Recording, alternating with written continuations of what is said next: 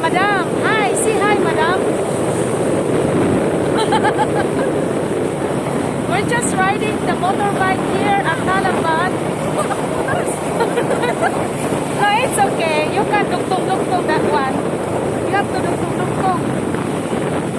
The important is you have mask and also face shield.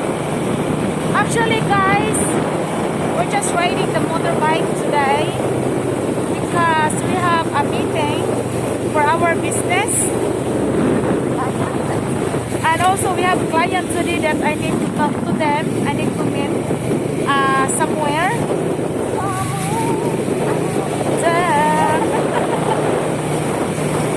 We're so, guys, we're so sexy tonight. We need to pass, actually, guys, because it's traffic today. And I don't want to late our meeting today. We have an orientation.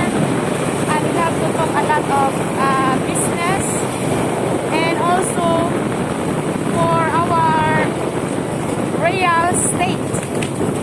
And also, guys, dito guys, this is the place of Talamban, that where we living here. And also we're just continuing, guys, later on after our meeting.